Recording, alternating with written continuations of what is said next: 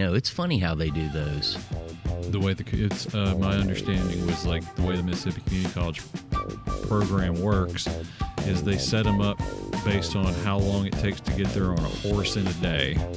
I'm not sure that was right. I thought the idea was every town was going to have a community college, one day's horse ride away. Well, they were originally, most of them, a lot of them were set up as agricultural high schools. So. Yeah, I knew that. I know. Hello, everybody, and welcome to Probably Irrelevant. Possibly interesting. With Mark and Wade.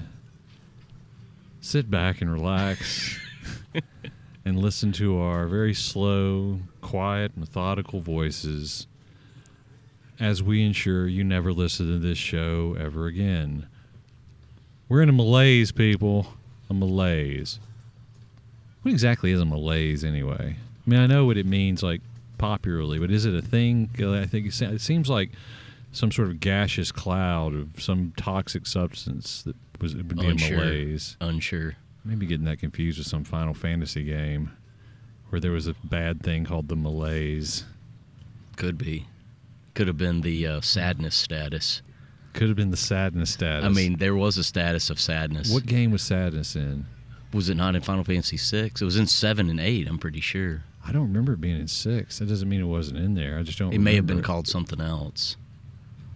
Every time I go back and play that game, I wind up with the exact same party I always have. I swear I'm going to, like, max out Gal, and I'm going to get Mog in there somehow. And I never do. It's always Edgar, Sabin, Terra. And the fourth one, that gets a little wonky, wacky, I suppose. Sometimes I like to put Umaru in there because it's one less person to have to keep up with. And sometimes I've never known, is it cyan or cyan? I say cyan. Isn't that like the colors pronounced cyan? The color's pronounced cyan, so that's what it could be cyan because he's hot with his sword or whatever. I liked him. I would do primarily, though, I mean, especially Edgar and Sabin. They're the best. They're so overpowered, especially at the beginning of the game. Edgar's auto crossbow, yo. Yeah, it was whatever, chainsaw, the drill. The drill's better than the chainsaw. The chainsaw is a giant pain in the rear end to get. And it misses half the time. The drill's good, even late game. I know.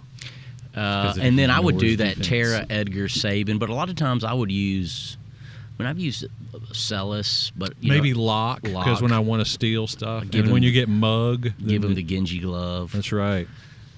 So that you can like do something and then go to the bathroom and come back and it's still happening. I used Shadow some, too, when you can have access to him. You don't always have access to him. But, speaking of Genji glove, I did like giving Shadow the Genji glove. The rest of them are pretty. I mean, there's some. I mean, I never use ever. Realm, yeah, never use Realm. Strago. But, it's true for just about any of those games. Blue Magic, if you were, which is the learn the power from the monster ability, right? Then I just wasn't going to use you. Because I'm not just gonna sit there and hope you hit me with whatever, or get down an imaginary meter that I can't see to a particular part where I can eat you, as it was the case in Final Fantasy IX, where you had that frog person. What was his name?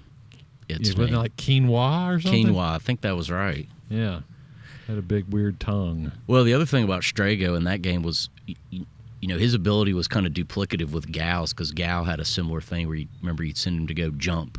But you had to. But he was it is. But with Gal, you basically turned him into Berserk, and he just randomly dished out the moves you sent him to learn. Strago's a straight blue mage in that you got to get whomped with something, and the thing is 70% of that stuff sucks anyway.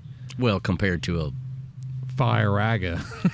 Yeah, a lot of the other skills you could get. Oh, so. I was thinking about that the other day, that exactly what you said, but also like why Chrono Trigger, the game, was so good. It's my favorite game, period. I mean, it was so good because you had a limited party and they were all useful and they were all fun to use and they all had great story. They all had great, story, personal journeings. The characters that were also part of the main story, and there was a lot of things that the game really I mean, I would say Final Fantasy VI was that way in the second half of the game, where it just kind of let you go. I mean, you Yes, didn't have absolutely. to rescue anybody after. And Final after Fantasy that. VI in the second half is definitely one of those that I wonder how many people legitimately just figured it out all by themselves. You know, like if you got everybody back, how many people just figured out How to get the whole party the whole back? party back? Yeah, yeah. I don't think I did. I know that I did. I'm sure I didn't. Yeah, because that would been in the heydays of Nintendo Power. Yeah. Well, and like, you know, in Chrono Trigger where Chrono dies, you know, and it's a convoluted Yeah. process to bring him back. It's or like, very convoluted. or even recruiting Magus, that it's pretty left up in the air to get him. Yeah, that's right. Because you have to go to this mountain, and he's there, and you can choose to fight him or not fight him. If you don't fight him, he joins you. Basically, Well, I think you have to fight him and not kill him. that might be true. You do fight him again, and you have the option. Because I think one of the endings is where if he joins your party or doesn't join, like Frog goes and confronts him, depending on whether he joins. It depends on what time in the game you beat it. Right. If you beat it, I think right after you get Frog for the second time, before you beat Magus, then Frog turns into Glenn, Right. which is his real name. But he'll always be Frog in my heart. If you don't know what we're talking about, sorry you had a terrible childhood.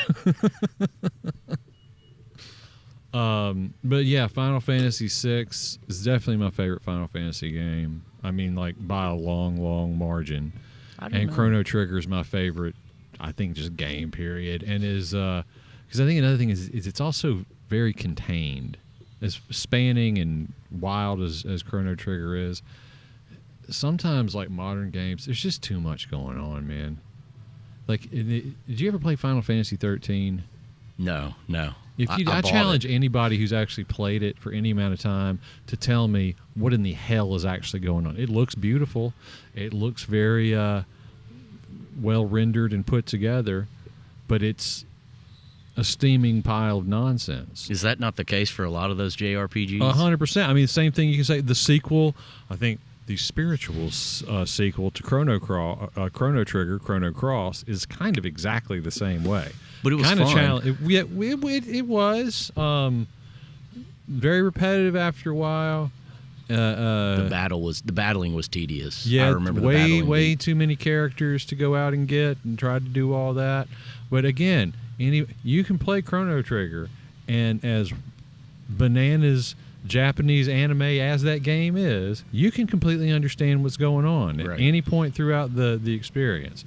Chrono Cross, I don't think anyone still knows what exactly was happening. I don't think I did. I think I've beaten it twice. Another good example of that, I think probably the biggest extreme would be Kingdom Hearts. Did you ever play Kingdom Hearts? I bought the first one and played it. I mean, I kind of have a nebulous understanding of what was going on, but get past that one and you don't. It's too repetitive and boring for me. I think beat people over the head with a giant key and the repeat. combat is too repetitive, which I could probably get into if I was more invested in kind of what was going on. But yeah, I mean, I bought it when it came out on PS2 and played it. I think I have the subsequent ones. I'm just not. You know, the reason why I like Chrono Trigger is because it was short. It is short, and you know, it has a lot of replayability because it has several endings. I don't remember how many, but it's like 13 or 15. Yeah, it's dependent on more how you than count 3, them. right? And kind of patented the New Game Plus. What was your first RPG that you actually got into and liked? The first one I ever played. I guess it could be tabletop. I'd be surprised if it was, but the first one I ever played, whether I liked it or understood it, is a different story, which was Dragon Warrior.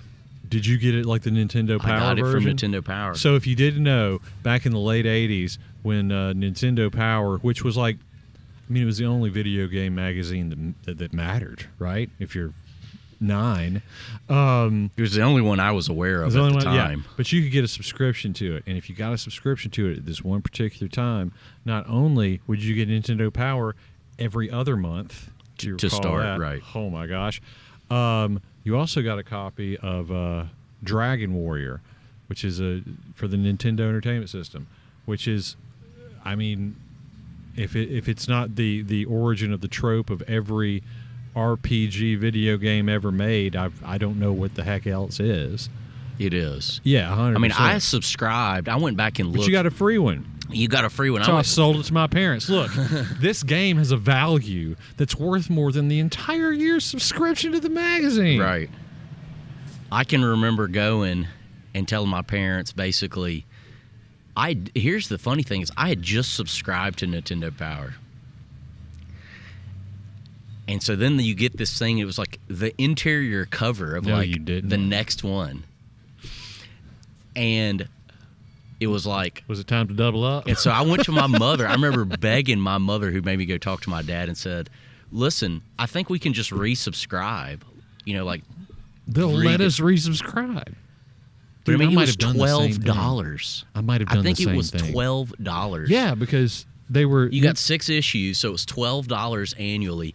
And you got, at the time, $49.99 for that game probably in the store. At least. Yeah. What would $49.99 be in today money? He's $120. $120. I'm just guessing. I don't know. Crazy. It may have been less than that. I went back and looked at some of the prices. A lot of those, this is the same thing now. Those first-party Nintendo titles, they stayed high. I can remember, games that weren't first-party Nintendo titles, they would go down in price, but those Nintendo titles never went down. That seal of quality, man, keeps it fresh. But when I got Dragon Warrior, I don't know if you remember, but they packed in, it had the regular game manual, but I still have it somewhere. I don't have the box, but it had I remember. You could play the whole, I think it was the whole game in basically like a 5x7 booklet. It was a step-by-step guide to go through that game. Yeah. First, kill 10 million slimes. Right. Yes. Grind for 2.5 hours outside the castle. And get a bamboo stick. Because all the items can only have up to 3 characters. That's right. You're right. It was very, it was very primitive. But I mean, it was a table. It was in a lot of cases an interactive tabletop game. I didn't know that then, where every action was door had an action, stairs had an action. Right. You didn't just go to the door and go in the door, or go down the stairs. You or had up to the open stairs. a little menu every single time you wanted to do something. And so I never played the original Final Fantasy when it was relevant. I played it later in the era of the NES, right when the Super Nintendo came out, but I actually played Final Fantasy II first. That's interesting. How did you play Final Fantasy II first? Well, Final Fantasy IV now. Oh, okay. What we would call Final Fantasy II on Super Nintendo. So, right, for those of you who are still listening, hi guys. There's several Final Fantasy games released in Japan, but in the States, we got the first Final Fantasy game, but the fourth Final Fantasy game in Japan was released here as Final Fantasy II because they thought we were either too stupid or had too short an attention span for Final Fantasy II and III. Turns out it's fine that they kept Final Fantasy II and III. I don't know if you ever actually played those guys or not. I played them on an emulator at one time. Yeah, it's not that great. But no, I did play Final Fantasy when it was relevant at my cousin Scott's house. And when I first encountered it, it was sort of out of nowhere, and I didn't understand what was going on. I didn't understand, even the idea of the menu buttons. I didn't understand what I was supposed to be doing. I kind of liked the idea of walking up and talking to people, and I kind of liked how some of the monster stuff looked, but I didn't get it at all and thought it was dumb and horrible until 2 or 3 years later. I encountered it again because if you remember, there was a time Nintendo Power, instead of releasing an issue every month, you get an issue and then a game guide. I remember that. I still have a Final Fantasy game. I read it obsessively. And I did too, dude. And then when I did, I was like, oh my. And then I probably rented the thing.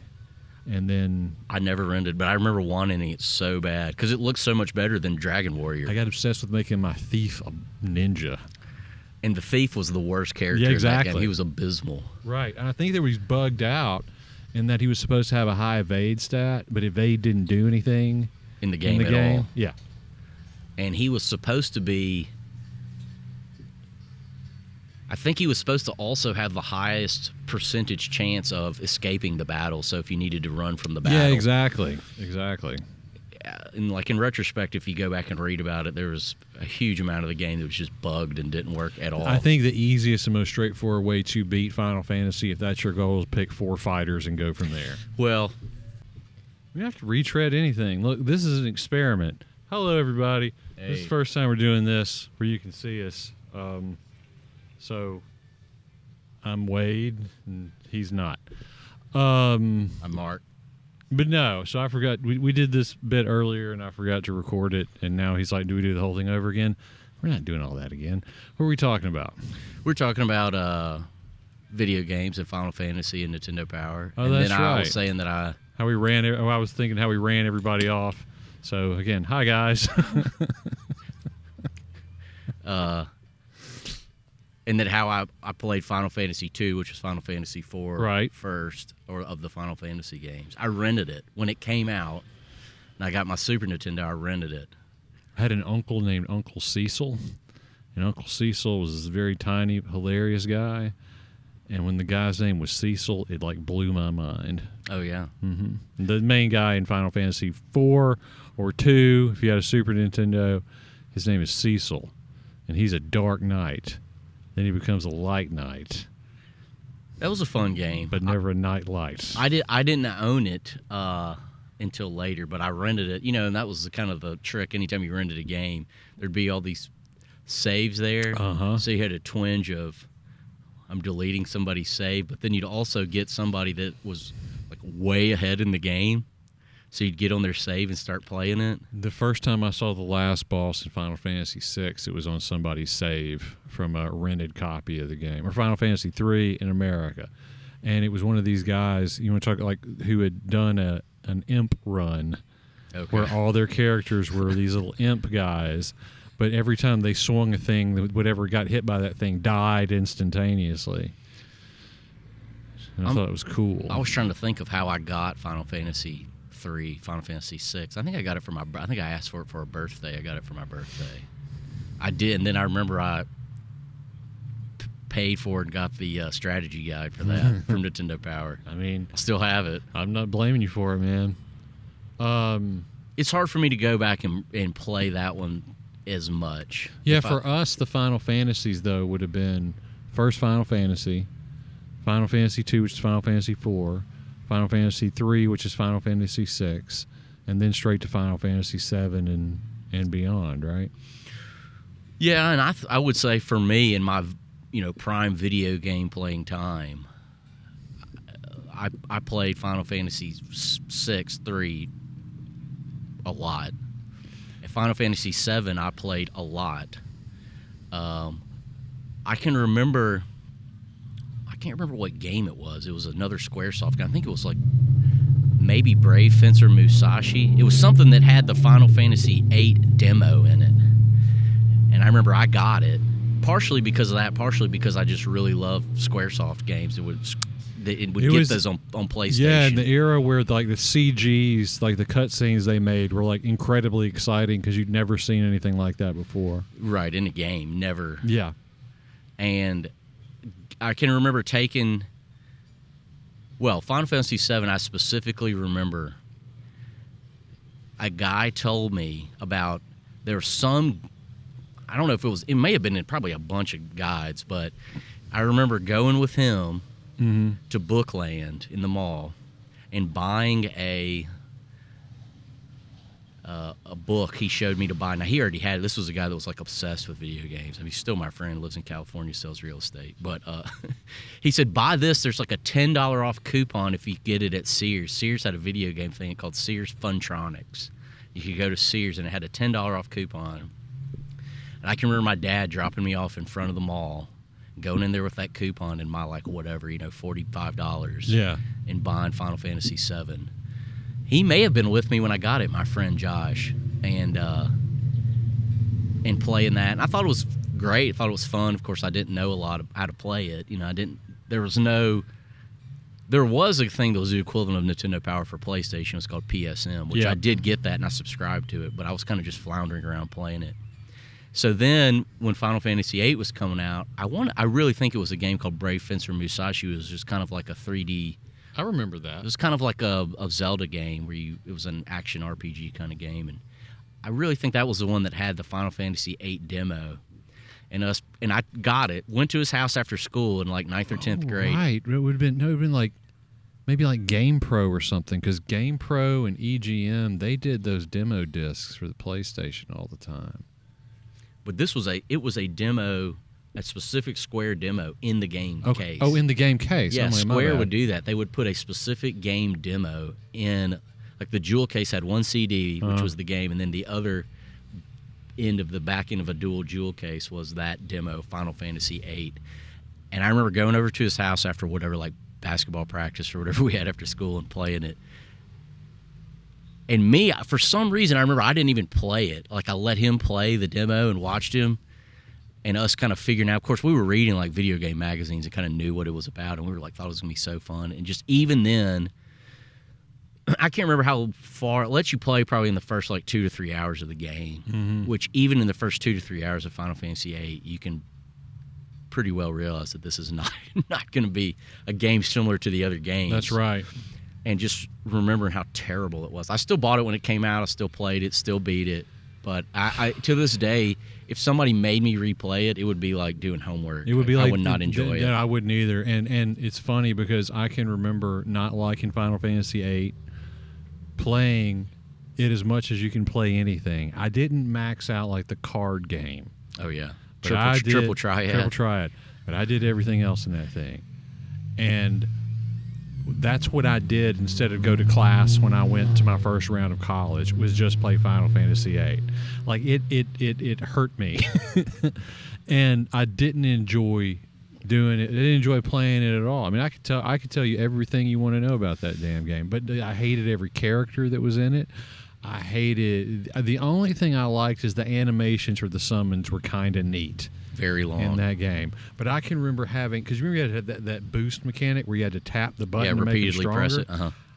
I would have like twitching in my right arm from doing that so much. To me, the problem with that game goes, and it was, even compared to the previous games, no matter what people think of Final Fantasy VII, it at least made sense, the story. It did. To me, it made sense. It made more sense than Final Fantasy VIII did. Final Fantasy VIII kind of really, I mean, they go to outer space. Of course, they go to outer space in Final Fantasy VII, too. They do. But not to the extent of That's Final to Fantasy stop VIII. Meteor. Right. But it was, like that game, to me, the core conceit of the game, what made that game, is that it was just broken. That, you draw all these magic spells. Yeah, that was you'd take magic spells from enemies. I was about to explain to people, but if you don't know what this is, you're not listening to this anymore anyway. Right. But you instead of just having like a repertoire of spells, and everything had a different way in which you would get spells. Every game had a different mechanism of how you get spells. And they were all different. In this game, what you would do is that spells in the game were tied to the stats of the characters. They were like little items you get, and you would suck them out of bad guys, literally suck them out. So, like in most Final Fantasy games, once you got the heal spell, right? Right. Then you had like a little resource, and when your resource was empty, you couldn't use any spells anymore. But once you had heal, you always had it. This one, you had to keep collecting them for individual uses. And go to what you were saying. Well, what I was saying is that some spells were better because, like fire, I think, would boost your attack power. Right. So you draw out the maximum number of fire spells, or cure, which would be like your HP, your health. But you still had to, like, if you wanted to cast a cure spell, which you would have to do sometimes, it made you weaker as a character, so you never wanted to cast spells. Never wanted to cast anything. And if you did, you'd basically just have to go grind up. Especially the spells. real rare ones. Right. Once you found like a place where you get real rare ones, you just lock those in. It was called the junctioning system. Right. But you just lock them in, and then you never. I mean, I don't think I know what Tornado does to this day. That's what I'm saying. You had these spells that were supposed to be neat and useful, which were then neither. Right. It was like doing your taxes. If that game disappeared, it wouldn't bother me. Now, if they remade the game and changed that, which I don't see how they would. I mean, it was really the primary functioning of the game to me was broken. The story was bad. Also. The story was very bad. The characters were bad. Now, Final Fantasy IX I thought was awesome. It was a return to form, very simple, like the old school ones. Final Fantasy IX was good. I still think in terms of story, there's a bunch of. There are moments in that game, like the little black mage Vivi. Yeah, right. I mean, just want to give him a big hug and say it's going to be okay, Sure. buddy, right? But like Steiner was an awesome character. Steiner was cool. Yeah, I mean that one. You're right. It's sort of there was just some crap. Like whoever was his name Armont. Oh, he yeah. had big red hair. Yeah. He didn't need. There was no reason for him to be there. But that's kind of The frog. the way they do it is that the they frog have, person just didn't need to be. they there. have characters that are just frivolous that they put in there. That was kind of what they did. Put frivolous characters in there. If you wanted to fool That's around true. with them, you could. I mean, like you said, you used Umaro, who was the abominable snowman. Yeah, I know. Final Fantasy VI. But he was always berserk, so you just didn't have to worry about him, and he would be fine. Right. And then, the end of my relevant when I was playing games was Final Fantasy X, which was a game I played when I was in college. It's definitely Final Fantasy X is definitely the last one that I played all the way through in a time where I didn't have any responsibilities Me too. really to do anything else. Right. I mean, I was going to college and then working part-time, but it was a drastically different game, much more linear. Now, it had an awesome battle system. Best combat in all the Final Fantasies, I think. It was awesome. And then after that, you had 11, which was an online game.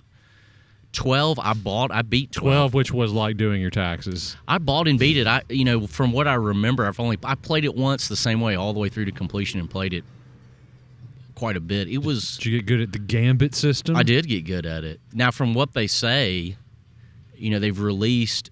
I don't know if it's the international version, but it goes back and has like the job system from Final Fantasy V, where everybody kind of fits in and has their own role, and then you can change them within those roles. I've not played that version, but I did play it. I played it all the way through and beat it. It was that was my last. I mean, I was working. It came out, I think, in 2005, so I was just graduated from college and was playing it, dating the woman that would be my wife, and I just play that. I'd go to work and play it at night. And that's based on the Final Fantasy Tactics sort of thing, which is my I loved that Final Fantasy The Tactics. original one? Oh yeah. Yeah, it was a good game. I mean, I would sit back there because it was one of those sort of in a way similar to Final Fantasy II, which I didn't care for, but you kind of leveled your stuff up by doing things, right? Mm-hmm. But there was what you could do is you could equip all your little guys with like the weakest sticks possible, but have one like super beefy dude, and just have all your guys sit in the back and hit each other over the head with sticks over and to over level again them up. to level them Right. up. And your beefy dude's there just in case any of these monsters wanted to try to start some nonsense. And Final Fantasy Tactics had a good story and characters. It did. I liked it too. It was all about the Catholic Church. Sorta. And I think they've re-released that several times. I think I have it on like a handheld somewhere. I've not called played War it. of the Lions. I've not played it. I don't know why they never made any in that particular kind of way. They did a bunch for the Game Boy Advance. I think they were called Final Fantasy Tactics Advance, but they were kind of focused on children a lot more. Okay, yeah, I don't remember those. But the remainder of them, I mean, I skipped 13 just on the bad press, and I didn't have time to play it. I played most of 13, and then it was one of those where I was just like, yeah, I know I've sunk 20 hours or whatever into this, but I can't do this anymore. And then they had sequels to those. Yeah, there's Final Fantasy 13-2, and I think Final Fantasy 13-3. I don't even own those, haven't played them. Didn't play 14, which is, again, old line and still going. It's a huge game. And then Final Fantasy 15, I own. I've not played it.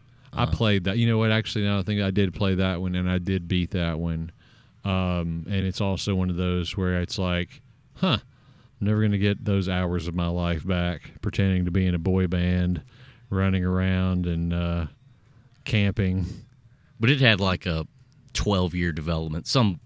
It's real pretty looking. Huge development cycle. Real pretty looking. That And see, I think another one just came out, like a single-player Final Fantasy, and I don't know 16, anything. Yeah, yeah. No, nothing. Only thing I know is that I'm 43. is that it's got a an active like Devil May Cry or like the Final Fantasy VII remake. I think the battle system is like that. What do you think about that now that we're not doing any kind of menu-based, turn-based stuff anymore? I'll tell you what, I played Final Fantasy Remake. I was not very good at it. I played it with my son, who is just dramatically better at video games than me anyway. Now, he's really good at it. It can use that battle system. I mean, I thought it for a $50, $60 game, it covers about 6 hours of the original game, and a lot of it is just too thin, stretched too thin. There's too much going on. And I'm not one of those people that is nostalgic, so let's remake what we already did, unless there's some reason. Like if they take things that were like Final Fantasy 12, where they added that gamut system that improved it, or you have some type of graphical upgrade that's better, or the menus are faster, or the battle system's faster, but just where you change the whole core conceit of the game. Yeah, no thanks. It doesn't appeal to me. I'd rather play something new than play something 100%. old. Yeah, me too. That said, when the new one, the whatever it's called, the Part 2 one comes, I'll buy it. Will I play it? I doubt it. My son will play it. I mean, my son was Cloud for Halloween. But you'll feel good for knowing that you have. Oh yeah, it was funny because my wife was asking my son, who's friends with your son, so what's Mr. Mark's son going to be for Halloween? And David said he's going to be Cloud. And Jenny said, "Oh, that's so cute. So he's going to be a Cloud?" And David was like, "No, Mommy, not a Cloud. He's going to be Cloud." Right. And then she's like, "Wade, what are they talking about?" Jenny's Cloud Strife. He's a member of Avalanche, and he carries a Buster Sword, and he's trying to stop the resurrection of Genova via her genetic offspring, Sephiroth, from using the planet to explore the rest of the galaxy, but also as a side effect, killing everybody who's here. Get with the program. Right. Where have you been? So, I think beyond that, I don't know. I don't have an interest in going back and playing them.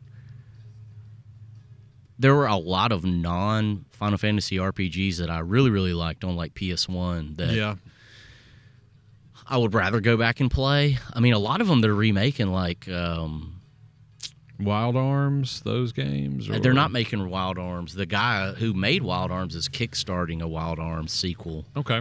They're remaking like Suikoden 2 is being remade. They remade one that just came out. I can't think of it. I think it was Star Ocean. They just remade the Star Ocean game that was on. I think it's was that not a Sega thing? No, I'm thinking Phantasy Star. Fantasy Star. Similar. I mean, similar type of premise. And you have some intergalactic travels, and it's kind of a far future thing. But I never played that. The Star Ocean. I think one came out on the Super Famicom that didn't come out on Super Nintendo, but I think it's the second one that came out on PS1 that they remade. Will they remake Chrono Trigger? I don't know. No, I don't think they'll be able to do it justice. I don't think they will, and if they do, I mean, again, like I'm kind of with you. Even not that long ago, the idea that they were going to take something and I guess sort of gussy it up and make it back. I think, like with everyone else, I assume that the Final Fantasy VII remake was going to be a remake of Final Fantasy VII, in that it was going to be Final Fantasy VII. It was just going to look awesome. Right? That's not what they did. What they did, and I played a little bit of it, is they just re-envisioned essentially the first 6% of Final Fantasy VII and made it very, very, very different. Which is fine, but I don't know why they didn't just make something brand new instead of doing that. Same reason they remake movies and because people are reboots. aware of. I mean, I understand why people are aware of the IP, and old fogies like us might actually buy those things. But I mean, I would say those characters from Final Fantasy VII are probably. I mean, Cloud and Sephiroth are some of the most well-known in this day and age video game characters. Oh, sure, like it's 100% mainstream. I mean, they're talking about Smash Sephiroth. Brothers.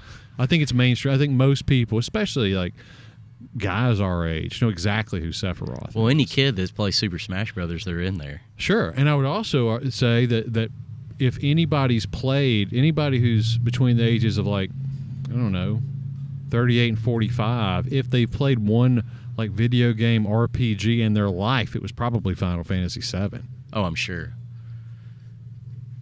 I mean, the advertising on that game was. I mean, they were. I can remember. Bananas. I remember advertising on cable TV, like MTV. They'd have ads. Yeah, it would just show all the full motion video. Never showed any of the game. No, because they would do sort of those. Do you remember that really sort of silly Final Fantasy III commercial when we were kids, and it was a Moogle? Yeah, who was like doing interviews. Yeah, and it had nothing to do with the actual game of Final Fantasy. I do remember it. That was sort of a Nintendo thing for a while, like the famous Zelda, the original Zelda commercial, where a guy is like in just this room and screams. He's like Octoroks, yeah, levers, exactly. Just says the names of just the enemies, says the names of the enemies in weird Zelda. voices. And yeah. someone's like, "The Adventure of Legend of Zelda, Nintendo Entertainment System." I don't know. That game was pretty powerful. I remember the same guy, Josh, being young, and him showed me how to play Zelda. And Cousin Scott's house, same kind of thing. In the anticipation for Zelda 2 to come out, man, I wanted that game so bad. Well, I mean, like as a bonding exercise, there's like a thing my brother and I think back fondly about. It's when Zelda 3: A Link to the Past came out, and we were at my grandparents' house, and for some reason they let us take a TV into this like back room and hook the Super Nintendo up to it. And for like a good 2 weeks, that's what we did. But we were like figuring this thing out together. Do you know what I mean? Yeah. That game was awesome. That game was super awesome. That game, we also played this game called The Secret of Mana together. Oh, yeah. We always let the girl die. I'm sorry, we were young, but we did. And so now I was the fighter guy, and he was Sprite. the sprite, but his name was Sprite. His name, no. Will named him something like. It might have been Squirtle. It was something like that. Then like pre-Pokemon. Okay. But yeah, and so we walked. It was a around 3-person game, but you let the girl be controlled by the computer. That's exactly right. Right. And then eventually she'd die and turn into a ghost, and became easier. Till you got to this one vampire part where you needed her, and then that just blew the whole thing up. See, I haven't played that game in a long time. I would like to go back. Like, that's a game I could play with my kids. Go back. Yeah, and play you 100%. And it's not too long. And I would also highly encourage you to play the original one. They made a remake of it a few years ago, which is a graphic rehaul of it, but it's just somehow not as good as the 16-bit one. Mm. Well, that was like Ted Turner colorizing them movies, man. What's the world coming to? I think I have that on PS4, that remake of Secret of Mana. I'm sure you do. He does this thing where he buys video games and he never opens them. Or I buy them used and just don't play them. He just Mark likes to have things. I don't like to have things. I like, in this day and age, if you want something, once it's gone, because it'll be behind a gate where you'll have to rent it. I can't believe we haven't talked about this. This is a perfect time to do this. All right, so without judgment, so Mark thinks, and tell me if I'm wrong, if you buy digital media that's not a physical object, you're a fool. I don't think you're a fool. I think that's your choice. I think that many there's. Would you ever buy I bought digital media. Okay. A lot of it would be. I don't know why I was looking at it or how I had the occasion to, but there's tons of Mickey Mouse Clubhouse episodes and kids shows that I would buy on Amazon because we could let the kids watch it. Right. Yeah. Absolutely. All right. If you're gonna buy something that. I think we've got a bunch of dinosaur train that's still there for that same reason. That you care about and you want to be able to watch at a later date or play or listen to, I would say just buy it in a physical format. That's what I would say. A, it's probably cheaper. B, you will ensure that it's yours. The rest of it is just a long-term rental with unknown strings attached to it. Yeah. And you're really... Games are going the way just like movies. I don't think there will be physical copies of games within a couple. Not new stuff anyway. Very soon. But see, here's the thing too with that.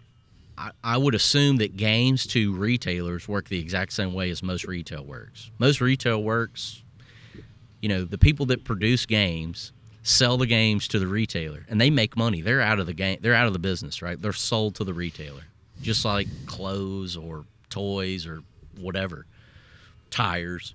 They buy them at a wholesale price, Yeah. and then mark them up and sell them at retail, whatever that is for whatever item.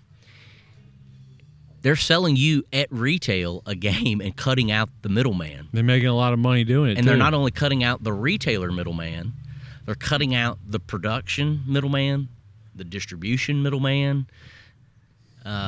So there's things I will consume. I mean, look, I subscribe to the streaming platforms and we'll watch things there. But if there's something that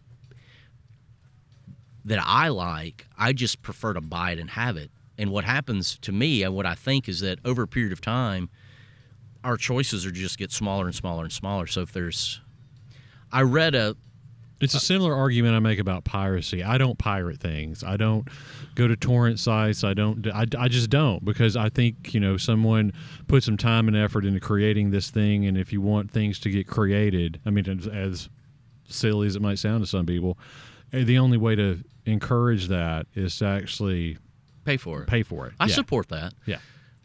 But I think I read a statistic that, when you went into the age of home media with VHS and beta, through that time period, and I could be wrong, I don't think it's the volume, the number of actual copies of things sold, but I think the breadth of movies, not TV, but movies that were put into the home via VHS and beta was greater than DVD. Okay, the number of titles that were put onto available titles. You mean available for purchase, or every home had more movies? No, available for purchase. That they manufactured movies on VHS. That the number of movies that were manufactured on VHS eclipsed the number that were on DVD. DVD eclipsed the number on Blu-ray. Blu-ray eclipsed 4K and whatever else is the next thing. Meaning that the number of titles that you have access to with each successive media generation is getting smaller and smaller and smaller. And so there's, too numerous to list, but all movies, B movies, noir movies, all these movies that are lost because they don't make any money. It's a selective audience that was there, but they put them out because this was a revolutionary format that became very cost effective for the homeowners to have. And so it made sense for them to put out these movies there. And right now, DVD still, I think, outsells Blu-ray and 4K put together. If you're talking about internationally, that doesn't surprise me. So there's so much media that is lost. And I'm not saying I want to hold on to it in archive media. I do want to hold on and archive the media that I care about. I wish there were ways, and I know that there are things like Patreon, by the way, coming soon to a podcast near you, that are ways for like an extreme fan to be able to support somebody. But it is unfortunate that one of the consequences of streaming are that you can't just go get like some stand-up comedian's DVD. Like 100%, dude, I used to do that just because I was like, that guy made me laugh. And maybe not even watch it, but just so I could say I helped him out and gave him some money. You mean buy the DVD? Yeah. Okay. Yeah. I used to do that all the time. And now you can't do that anymore. I mean, I guess you can buy old ones, but there was like this little window of time when DVDs became a big thing. That there were a lot of stand-up comics who were able to make a living just off selling DVDs of shows. Well, but I think about like the number of, say, TV shows, right? TV shows that ran for a season. There's probably more now than have ever existed in the history of the world, though. TV shows? Yeah, are individual TV shows. Probably, but I'm saying back in the time of network TV, where you had TV shows that would come and go and come and go, and maybe they were there for a year or a season or 2 seasons or 3 seasons or whatever, and they're gone. What happens to those when they're gone? They're just gone. They go on Nick at Night eventually. Well, even if they're popular enough, right? Oh, you mean like a show that ran for like 2 episodes and then got... I'm saying like a show that has no cult following, and I'm going to name a show that has a cult following, like Automan. Automan. Why does that sound familiar? Automan was a show that ran for 1 season. It was made by Glenn Larson, the guy who made like Buck Rogers, the Buck Okay. Rogers. Yeah. He made a bunch of shows in the 80s. And it was a guy who had an autonomous car that was a human that could turn into a car. And he would drive around. He would be inside the car and ride around. And it had and that guy took had the visual effects from Tron. That's amazing. From Tron. Yeah. You know, had the lighted and the car had lights on it. And so and I think the actor, not the car guy, but the guy who was I think he was a police officer. this is just Knight Rider, except if Knight Rider were a werewolf car, not a regular car. Right, not a car with the intelligence of a human, but a car that had the intelligence of a human that could also change into human form. Right. And I think the police officer, or the human character, I can't remember if he was a police officer, was played by Desi Arnaz Jr. Okay. But the Automan the guy who turns into the car, or is it the guy who drives the guy that turns into the car? The guy that turns into the car is Automan. Is Automan. Okay. But it has a cult following because it had this very striking look. I would be disappointed if it didn't have a cult following. And so it has been released on DVD. You can get it, etc. There's all kinds of stuff. I'll give you an example of a show. A show I remembered, I searched, I found, I watched a couple episodes of it. Is it good? Not really, but it's all right. There's a show that ran on CBS in the late 80s called Hooperman. Hooperman is how it was pronounced. Hooperman. And it was with John Ritter, played a San Francisco police detective, who at the beginning of the show, he lives in a small apartment building, like a 5-story apartment building. Yeah. And the lady who owns the building is also his landlord, and she's an elderly woman who is like a mother figure to him. Well, she gets killed at the beginning of the show and leaves him the building. And so he's balancing being a San Francisco police detective and also managing this building. And so it was kind of famous in retrospect as kind of the first dramedy. And it's not on DVD. If you want to watch it, you have to find it somewhere and watch it. I mean, it's on YouTube. But I think it ran for 2 or 3 seasons. So it wasn't a complete bust. Yeah. But it's not available for purchase on home media. It may have been very limitedly in the past. But you can't find it. Things like that, and that's just going to continue is my point. Well, I mean, I would assume there's an archive that exists. Like, I mean, I don't know. Or do these things get put into the Library of Congress, for instance? Unsure. I don't know that. I don't know. There was a show that was I think it was called Cop Musical. Are you familiar with this? I remember it, yeah. Yeah, I mean, and the name's in the title, dude. It was a straight, like, NYPD Blue kind of cop show, except the entire thing was a musical. It called Cop Musical. Was it called Cop Musical? I don't think so. I think it was called. It'll come to me.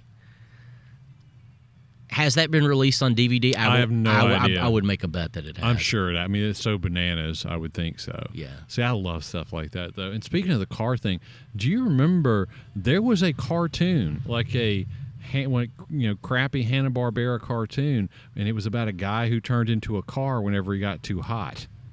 Do you want to know the name of the cartoon? Do you remember it? Oh yeah, Turbo Teen. Turbo Teen. And I was wondering if Turbo Teen had anything to do with Automan. No. Or maybe Automan is a grown-up Turbo Teen. Turbo Teen was bizarre because it showed him physically. I know, it was crazy. His hands turned into tires and his mouth like spread wide and turned into like the grill of the car. Automan wasn't like that. He was like a computer construct that could take physical form. So it didn't like show him transforming physically and then people sitting him in a drive. I mean, yeah, because there are questions about Turbo Teen. Well, again, questions about because you see his body part shift into a car. Like, what are they actually doing when they're working that gear shifter? Exactly right. I bet you that has been released, especially if it was Hanna-Barbera. I'm not sure. It was either Hanna-Barbera or Ruby Spears. I'm sure they're all on Boomerang or whatever that network is that runs those old things. Ted Turner, no matter what you think of him, in his infinite wisdom, bought so much of that old media. Yep. And I think through Warner to HBO and whoever has that, I mean, HBO has it now.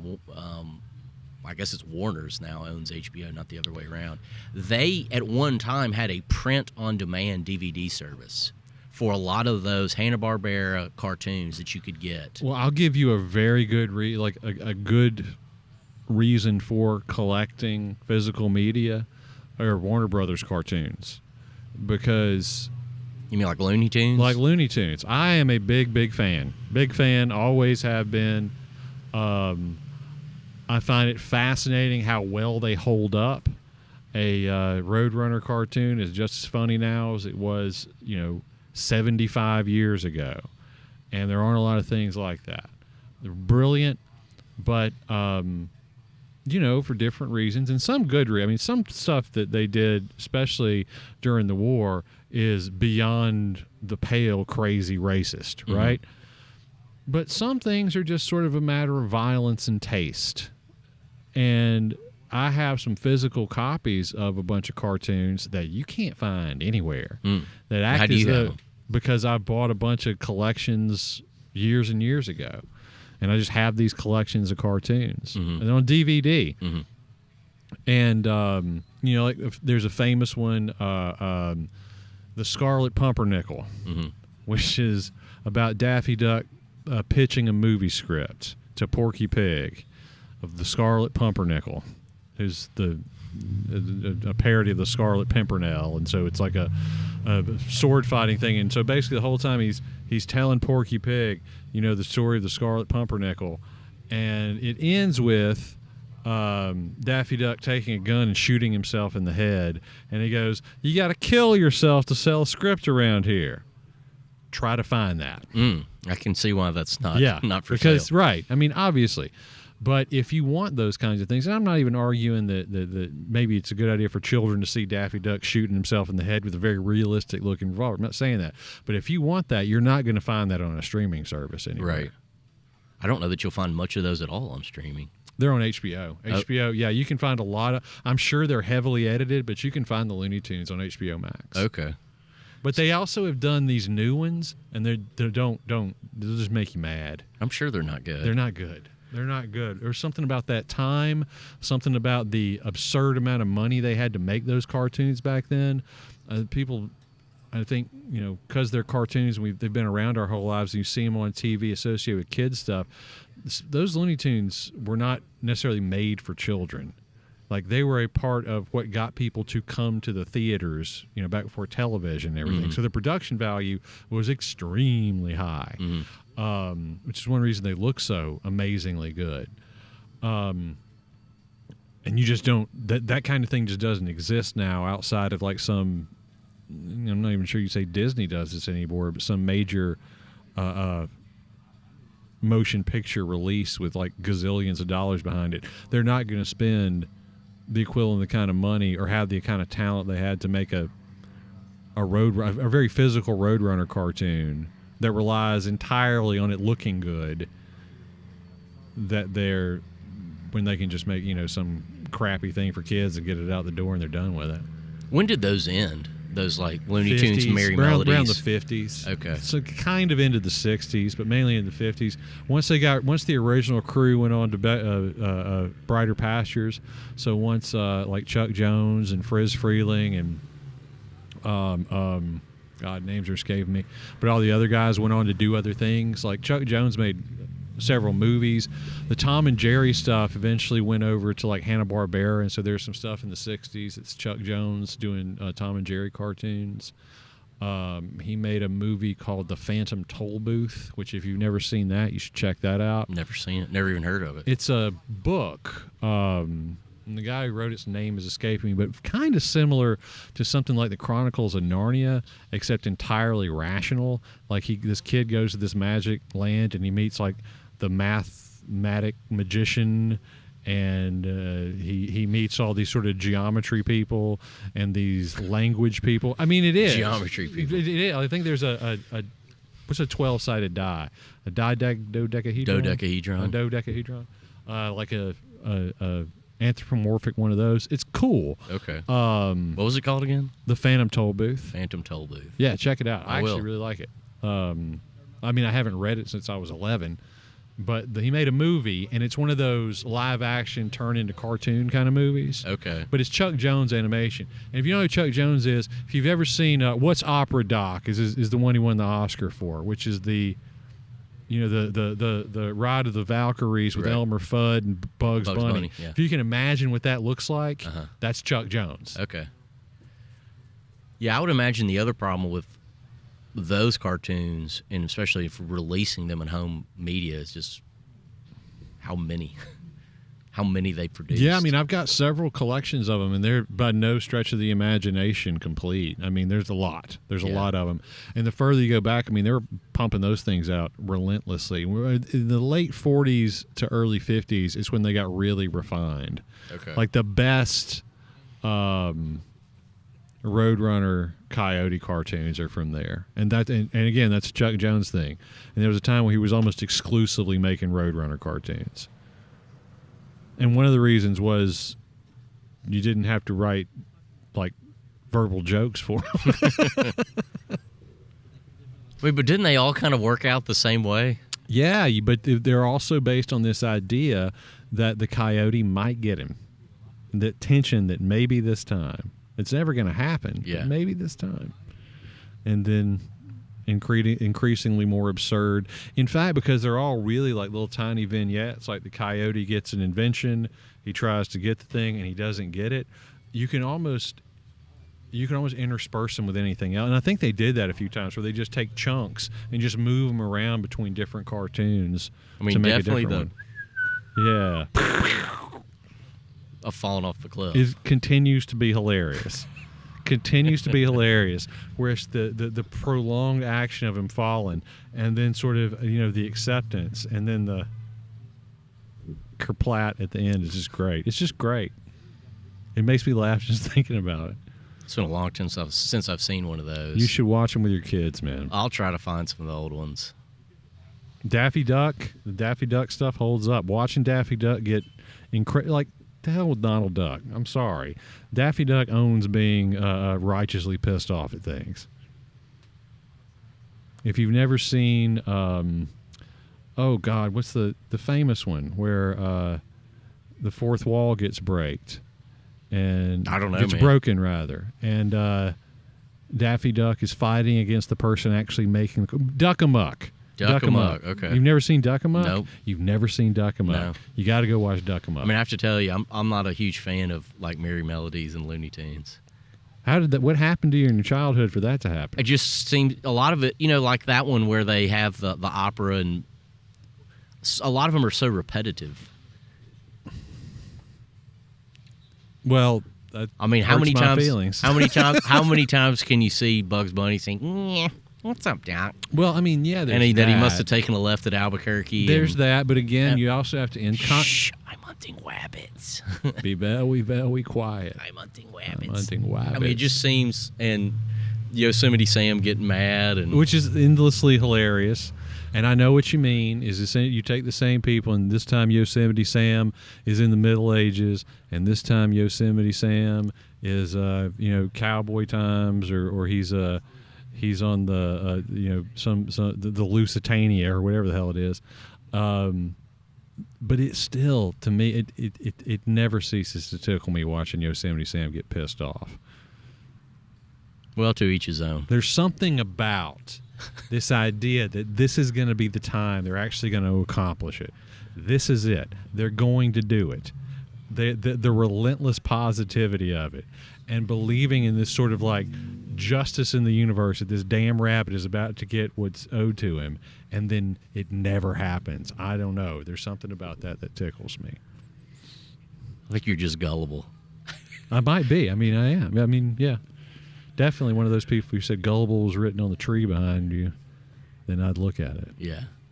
I don't know. I think that those... You've never seen the Daffy Duck Robin Hood one? I might have. They're just not imprinted on my brain like they are. Odds my bodkins.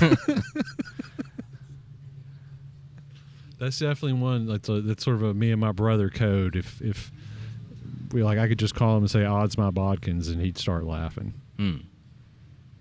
I think I was always the kind, if there was something else on, I'd probably change the channel. That's very disappointing. Sorry. But if you want to talk about cartoons, I can do that all day.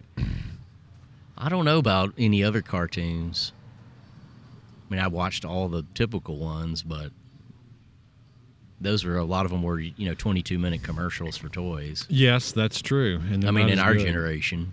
maybe now, but I don't even know if there are cartoons. You should watch Duck Amuck. Okay, I will. It'll Right? take Make- 6 make- minutes. out of make a your list life. for me. I will give you a damn list. And I'll watch those. Then you'll come things. back and be like, "Wait, I had no idea. This stuff was made in 1940. What? This is brilliant. This is where have I been my whole life? It's exactly My right. life has purpose now. It does."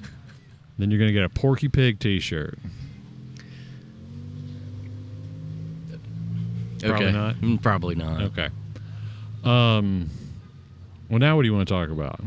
Well, I mean, I think you were saying about collecting things and having things in physical media. Yeah, I mean, that's where that that came was where from. we came off on Looney Tunes and cartoons, and I don't think people are dumb who want to, because it's easier. It's we very, very we're selling convenient. our convenience. Yeah, I mean, for instance, I don't feel obligated to own a physical copy of the Mario movie, but there was one night my kids did something good and they wanted to watch it, so I just went ahead and bought the thing. Okay. Well, And I'm glad I don't own a physical copy of it. now you are. After having seen it, that's true. It wasn't that bad. No, it was fine. It was fine, but it's not something I want to put on my mantelpiece and be like, haha. Because I think that is one thing I miss, is having a bunch of stuff like, cool DVD or even VHS box sets like that just look good sitting on a shelf. I mean, mine are all in a cabinet where nobody can see them, or they're in a box somewhere. Do you still have all those Doctor Who DVDs? I do, yeah. How many of those did you end up getting? I remember walking to his house once, y'all, and he had this dining room table, and it was like covered in Doctor Who DVDs. Well, and I bought those at a time before Doctor Who was coming out on Blu-ray, and I own some of those Doctor Who Blu-rays. I've never watched them because I have the DVDs of the ones I want. And Doctor Who was mostly a studio show filmed on video, right? Yeah. So it doesn't. I don't know. Maybe somebody that's knows a lot more about video than me can explain. But video is just it's a collection of. Originally, a videotape is just a collection of magnetic signals that tells your TV what to show. Right. Whereas like a film, that's why old films can be enhanced to that have an inherent 35 millimeter film has an inherent 4K or even beyond that perhaps resolution. Yeah. And they can be made to look wonderful. So going beyond a DVD level, 480p signal for a video of something that was filmed on videotape in a studio. No, I mean, It I would doesn't think really the only make- benefit there would you could just put a lot more Doctor Who episodes on a Blu-ray than you could a DVD. Right. And there may be some way in which they're cleaned up. And some of those Doctor Who portions and even some full episodes were shot on film. I mean, they shot those on video. If you ever see like old documentaries or even see an old movie where it'll show people like in a film studio, the film cameras are like the size of a Volkswagen Beetle. Yeah, absolutely. They're very immovable. Whereas, the video cameras, not film cameras. Film cameras were much more portable. So anything that was outside on Doctor Who, they would shoot on film or on a location. A lot of times they would shoot on film. And all the studio stuff they shot on tape. So I bought all those DVDs at the time when you could buy DVDs because even when the Blu-rays weren't announced, but I knew they were coming out on Blu-ray, I was just like, this will be fine. So And it hogs up a lot of room because you have one episode in the special features or one series in the special features per DVD. wow. And there's been a lot of Doctor Who. I don't have a lot. Like I have all the John Pertwee on DVD. I have basically all of John Pertwee to the cancellation of the original series of Doctor Who on DVD. I think I'm missing a few. Gee whiz. So that's a good what? Pertwee would have been in like the early 70s? 1970 1970, and Doctor Who got the axe in like 89? and 89. Okay, so you got about 20 years of Doctor Who. It's a couple. It's like Non-stop, too, right? nonstop. It's I don't know, 100 and something. So, if someone were like, "Hey, I've been hearing about this Doctor Who guy for a long time. What is this Doctor Who thing anyway? Who is Doctor Who, Mark? Give me your elevator pitch for the Time Lord." Oh man, like To watch the classic series or to watch the Just one? what is this thing, and why should I give it my time and energy? I don't know that you should. It's very different from when they revived it. So Doctor Who was canceled in '89. It was a BBC production. When did it start, though? Give people 1963. Right. And it was started as an educational program, actually, to be an educational program for kids about science.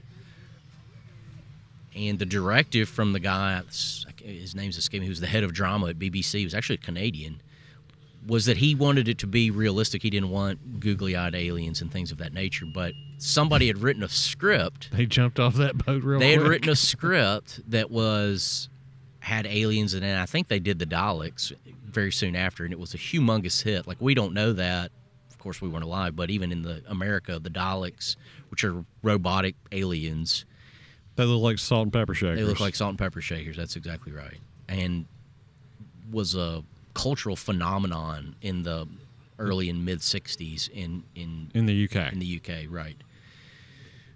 And Doctor Who's premise is that he is a time-traveling alien that travels through space and time with humans, and the humans at one point were part of the educational, device. And then they basically just kind of became plot props, that a place where Doctor Who could explain what was going on in the episode. And so he'd have somebody to rescue as well. Right, and he would have somebody to rescue. And there's different iterations of Doctor Who. And Doctor Who, the character is the same character. It's kind of like a television version of James Bond.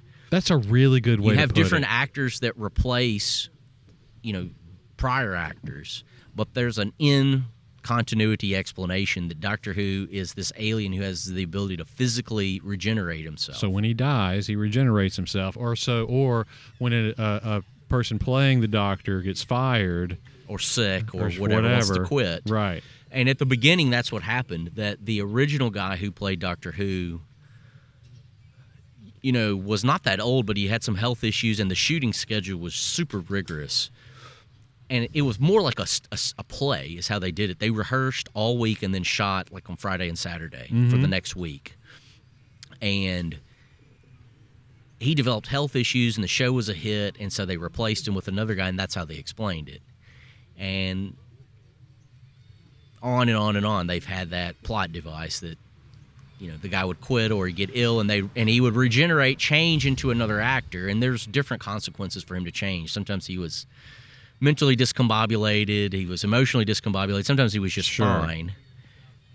But each kind of era of the classic series had a different kind of thematic way in which it carried itself. Yeah. And so so here's the thing. His name's not Doctor Who.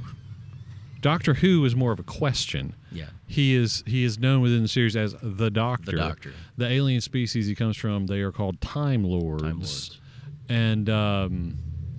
And so whenever the Doctor dies, he regenerates and he becomes a new actor. And he's not exactly the same character. He's got different like personality quirks, like Mark was saying. Mm-hmm. He's He's got different interests, but he is at his core the same guy.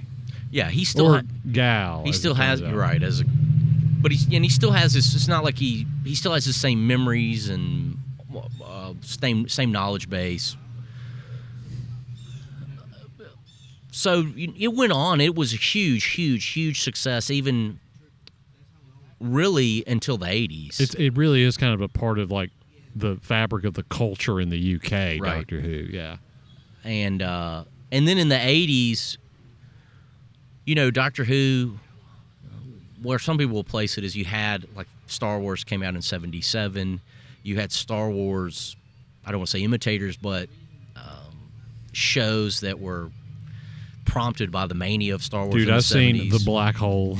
But, like, shows, so, like, Battlestar Galactica, yeah. And then, like, Buck Rogers that I mentioned previously. V. Remember V? V. And so Doctor Who, which was always produced on a shoestring budget, couldn't keep up with those, and so they reformatted it, and then it became silly, and then it became not so silly, then it became even sillier. And if you read the history, the guys who were the head of BBC in the 80s just hated Doctor Who. in some tellings, they hated the guy that was the producer on Doctor Who in the 80s, who produced Doctor Who from 1980 to 89, was the producer, and the show just became kind of a joke and then was canceled. Yeah. And then they had a TV movie that came out in the early to mid-90s. Even in the United States. Yeah, in the United States. Fox, actually. It came out on Fox. And there was some convoluted stuff there. It was going to be a joint. At one time, I think Amblin Entertainment was going to produce it, and there was all kinds of a joint U.S. BBC production going to happen. And, I mean, for everybody concerned, I would say that the TV movie was not what they wanted. It wasn't that great. Right. Wasn't that great. To watch it in retrospect. There was a magical snake involved. To watch it in retrospect, it's not bad, especially considering it's pretty bad. where it had come from in the late 80s. Although the last season and a half of Doctor Who in the 80s was actually really, really good. So then Doctor Who gets canceled. But, all that same time period, just like all these devoted science fiction properties like Star Wars or Star Trek, not as much Star Trek, but Star Wars especially, when there was no media being produced by the parent company, there was books and there was Doctor Who fan magazine and all these things. I mean, hundreds of Doctor Who books have been lots of written. books and comic books and all kinds of stuff. And so the guys who, a lot of them came off of writing Doctor Who paperback novels and grew up watching Doctor Who, a guy who made successful feature films, and then he was the guy that made, what was the show? Queer as Folk he made for the BBC, which was a big success, and he wanted to reboot Doctor Who. He was a huge Doctor Who fan, and so he did, and they rebooted it in 2005. And it's With still Christopher Eccleston. was Christopher Eccleston, and it was a huge success, huge. And Christopher Eccleston lasted one season, and then to David Tennant, which was probably blew it up. Blew it up to international levels of fame. That's when my wife became a big fan of Doctor Who, was the David Tennant's time. And the new Doctor Who is very different than the old Doctor Who, although even places, Doctor Who... I would say politely it's divisive, especially right now. Well, right now it's horrible. I don't know exactly right now even what's going on, but the last several seasons have been not good. And even the end of the, Peter Capaldi's Doctor was pretty horrendous. I didn't hate Peter Capaldi's Doctor. There were some good moments, but the first few episodes of the Peter Capaldi run are among the worst Doctor Who's in history. I would say on average it's pretty bad. But there are some later on. I think his characterization of the Doctor was pretty good. Mm-hmm. But I think he had some, like there's one that just sticks out in my mind where it's like with Robin Hood, and it's just a tire fire, man. A lot of them were, and things changed, and they were trying to keep up with the kind of the TV tropes of the time. The old Doctor Who never romanced his companions. No, never. Doctor Who the Doctor never had any romance at all. In fact, there evidently is a society of asexual people, like people who claim they're just not interested at all, period, and their mascot is the Doctor. You mean in real life? Yeah, in real life. Okay. Yeah. The mascot that they've taken, I don't think it's like an official, association, but yeah, they relate to the Doctor because the Doctor's not into loving, man. Yeah. Well, he is now. Or she is. I don't know if she is now, but David Tennant certainly was, and Christopher Eccleston were in their times. Technically, it was a clone of the Doctor that was into the loving part. I don't know. Christopher Eccleston kisses Rose at the end of the episode when he dies. But that's not necessarily a romantic kiss. Well, he does save her life by kissing her. Yeah. But, she's in love with him, and he reciprocates. Yeah. I don't know. I'm saying dislike the reboot as much as you dislike. I don't dislike the reboot. I like Christopher Eccleston. I like David Tennant, and I like what's the guy that Matt Smith. I liked him. The writing just became very poor. I thought Capaldi was a good actor, and this what's her name? That's the Jodie Whittaker. Jodie Whittaker. I thought she was a good actor. I did too. The scripts are horrendous. My Lord, yeah. But that's not uncommon in any type of pop culture that's existed. When things get extremely popular, this team seems to be the kind of thing that happens. It's a question, I think, a good intended question of trying to open the doors wider to bring more people in, and then you just end up usually just watering the whole thing down, and it starts sinking to the lowest common denominator, and it's just not whatever made it magical and great and amazing at first. Right. And, it's a TV show that's been on for 50-something years. Yeah, so you're going to have some stinkers in That's there. correct. Exactly. And you might have periods of things, Exactly. of several stinkers. And I'm sure if it continues, it'll right itself. But, they've brought back the original Russell Davies, the original guy who brought it back in 2005, has come back again.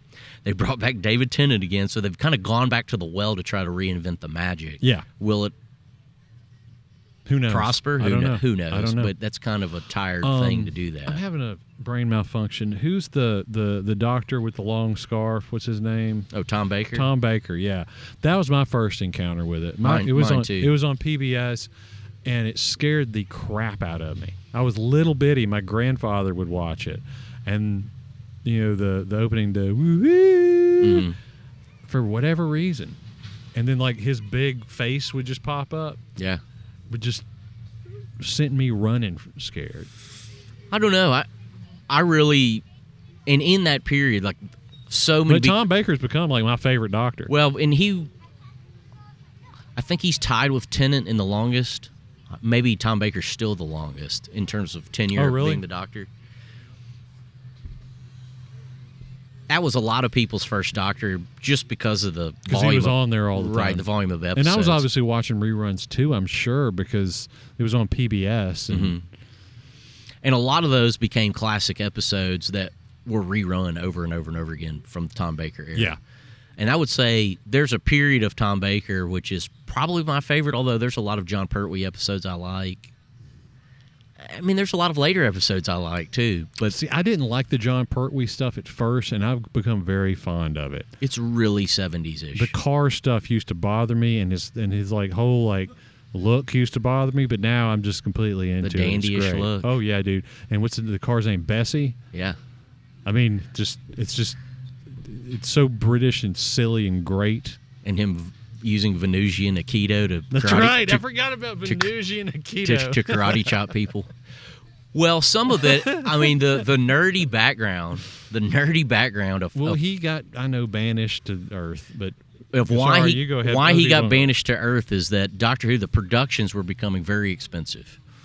And they had, in the prior Doctor's time, Patrick Troughton was the prior Doctor to John Pertwee, the second Doctor. Yep. They had some episodes where they had the army. They had this alien invasion, and they had the army there. And then it was a hit episode in the ratings. And so then they brought back an army-like group called Unit. And Unit was the end of... They were kind of the paranormal investigative team on Earth. And they could run these Earthbound episodes rather than traveling in space and time. Yeah. A lot easier. And so that was what they cooked up for when Patrick Troughton left, for when John Pertwee was going to be there. The Time Lords removed the Doctor's ability to use the TARDIS, which is the mechanism he uses to travel in space and time. You mean time and relative distance in space? Yeah. The acronym. And so he was stuck on Earth. And so they had a lot of Earthbound episodes. And then later, when those episodes and the beginning of Pertwee being the Doctor was a huge rating success, I don't know if they got their budget expanded or who knows what machinations were going with the BBC, but then he gets the ability to time travel again, and they do more outer space type stuff. And I have to say, I love a lot of those Earthbound episodes are awesome. They're some of my favorite episodes. I mean, with I Unit, don't disagree with Unit, I think they're great. Speaking of the BBC, isn't it incredible how many iconic and amazing things that organization has made? I mean, Monty Python and Doctor Who and Faulty Towers and all these things. It's amazing, isn't it? I mean, it's definitely a notch in the side of socialism, right? For a public corporation to do that. And and I'm not sure how they function exactly as a public corporation. I know, You prior. pay a licensing fee. So you basically, every person who's in the UK, if you watch television, you're supposed to pay. I have no idea what the amount is, but they call it the licensing fee. And that's what the BBC uses to make programming. But how does that work now, wherein. I think they just compete with the private company. But you still have to pay. You do. Everybody has to pay. And that's true. I'm not sure if there's a separate licensing fee for television versus radio. I'm sure it's the same I'm saying thing. if you just have an iPad, like you can stream, you're not paying your BBC license. That's what I'm saying. I'm confused in how they manage that in the age of I have no idea. ability to watch programming without a TV. Yeah, I have no idea if it's like a bill you get in the mail or if it's just a thing that comes out of your taxes. I have no earthly idea. Because I assume they would think that everybody, like the radio being a good example, you don't have to own a radio to be listening to the radio, right? You're a beneficiary of. So just by participating in society, that's kind of the way I think that they do it. Is if you're participating Makes in society, sense. you're paying the licensing fee for the BBC. But I am talking completely out of my ass because I don't know for either. sure. We have at least one person from the UK who occasionally listens to this, so that person's probably like going insane right now. Well, Like, we don't do any of that. Send us an email to info@probablyirrelevantpodcast.com. Have we gotten any emails at that email address? Not yet. Yeah, send us an email, guys. That would be fun. And we'll get a scoop on how that functions in the 21st I'd century. like to see an old electronic letter come through. Oh. How's your malaise feeling? Better, I would say. I don't know if it's the talking or the beer. Talking's helping. I feel like I'm not as with it and perky. I should have remembered Tom Baker. Like, I don't know why I didn't remember Tom Baker. He's hilarious. Yeah, he's still great. alive. I think he's in his 90s or late 80s. Do you remember the episode they did several years ago in the reboot where they brought all the doctors together and he showed up at the very end as the curator? Right. He was just mysterious for no reason. Like, is that Tom Baker, like the doctor? Maybe, I don't know. Who knows? We just want to put him on TV, and I'm glad they did. If you ever just listen to the stories, I've read his autobiography, and it's really funny. If you Really? Do you remember the name of the book? The name of the book is "Who Is Tom Baker?" Okay. Is the name of the autobiography. I'm pretty sure that's what it's called. The only thing I can ever remember seeing him in besides Doctor Who is there was a thing Shelley Duvall did where she made fairy tales. Like it would be like a TV show, TV special kind of thing. It would be like Shelley Duvall's fairy tales. Okay. And Tom Baker was the frog in The Frog Prince. All right. I'm not familiar with that. It's one of the things that just stuck in my head. But yeah, he's great in Doctor Who. And those were also during the period that Douglas Adams was working on the show too. Yeah, he was the script editor for one of those seasons. God, what's the name of that run? There's a big run that he either wrote on or was responsible for the story, at least. One of the most famous Tom Baker. Not The Key to Time. No, it's not. I think Douglas Adams wrote The Pirate Planet. Maybe, but it's. I mean, the famous one that he. There's one where it's like this alien who's been living on Earth, but it's not really. It turns out he's not really an alien. Turns out he's actually from a species that existed way before humans came, and he's just been hanging out here trying to get to a point where he can bring his people back to life. I don't know. That's the guy who was in. Who was the bad guy in Indiana Jones: The Last Crusade? Plays the alien. Donovan Glover is the actor. That's his name. Yeah. I'm trying to think of what episode that is that he wrote. It's going to be with the Rowena time where he has the time lady. Romana, not Rowena. Romana. Well, he has two of them actually, because she regenerates. Because the actress quit. The original Doctor Who.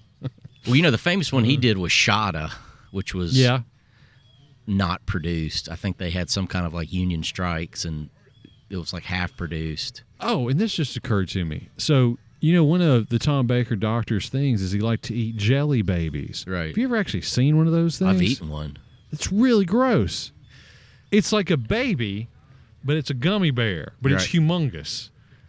Yeah. It's like a giant snot baby. It's awful.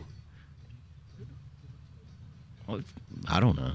It's not that bad. I don't remember being huge. They're like 2 inches across. Some of them are. They have miniature ones. You can get small ones that are more gummy bearish. They are. I don't know. It just seemed weird. And he doesn't do it as frequently as you think. Jelly baby. He pulls them out of his pocket all the time and offers them to people. Not all the time. It kind of comes and goes. Okay. Yeah. The best part of those Tom Bakers is the first season is kind of a retread of John Pertwee. The second and third series of Tom Baker is my favorite. Of that era. There's classic episodes in there. Like Pyramids of Mars. That's probably one of my favorite. I remember that one. That favorite. is super good. Planet of Evil. That's a good one. And then after Tom Baker was the guy who had the celery on his cricket sweater for no reason. Yeah, What's his name? His name's escaping me. I know David Tennant married his daughter. That's right. And his daughter played David Tennant's daughter in an episode of Doctor Who. Yeah, so that's weird. That's pretty weird. I think his name was Peter. It's right on the tip of my brain. It's one of those things, if you didn't ask me. Peter Cushing played the Doctor once. An apocryphal Doctor. Well, it was a movie called Doctor Who and the Daleks. Yeah. I don't know. I don't think that's in the numbering of the Doctor. It's a multiverse kind of thing. Peter Davison. Peter Davison. Yeah. Original name is Peter Moffat. Stage name is Peter Davison. Well, he's not related to Stephen Moffat, is he? No, I don't think so. That would be wild. It'd be weird, isn't it? Stephen Moffat was a showrunner for Doctor Who when it was good. Right.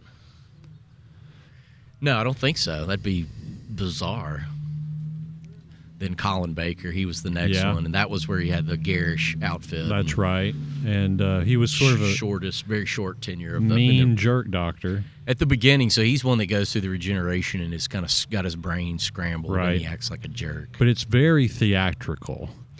It is. There's some decent episodes in there, but it's really cornball. Yeah, and then he gets super cornball. What's the next? It's not Seymour or something. What is the next one? Yeah, Sylvester McCoy. Sylvester, yeah, not Seymour. Sylvester McCoy, and there, like you said, there were some good ones, but it got to the point to where, like the way the Doctor was presented, like the Colin Baker was by far the worst with this. He had this sort of like patchwork coat of many colors thing going on. Oh yeah, pants of many colors. Yeah, vest of many colors. But then Sylvester McCoy, he had like, question marks on his like collar, and he had a cane that was shaped like. So he looked like the Riddler.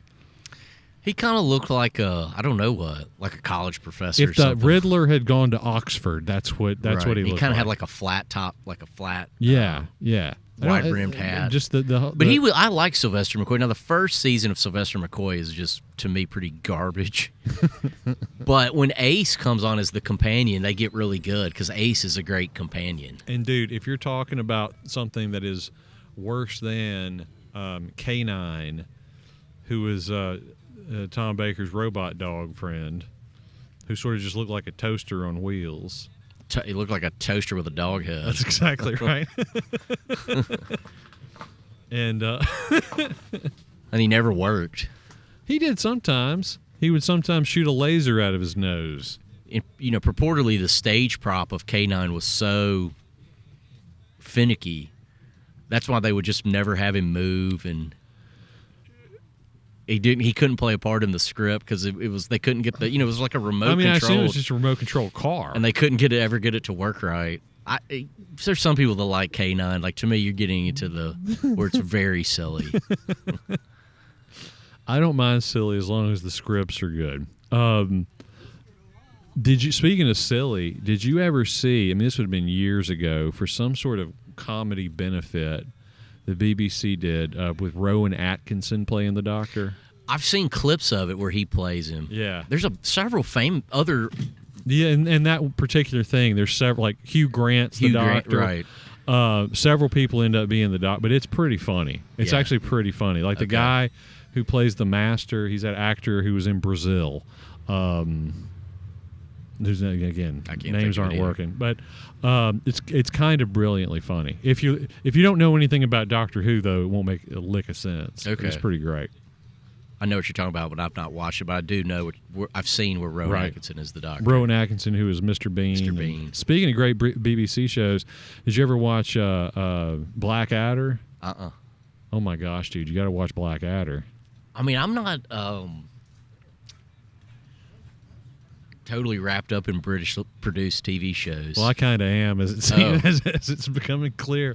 Well, I am from a particular era. I mean, okay, if there are two shows that I would recommend everybody watch, kind of roughly from the same era, definitely Blackadder, because Blackadder is just if you think Rowan Atkinson's funny as Mr. Bean, Blackadder is just great.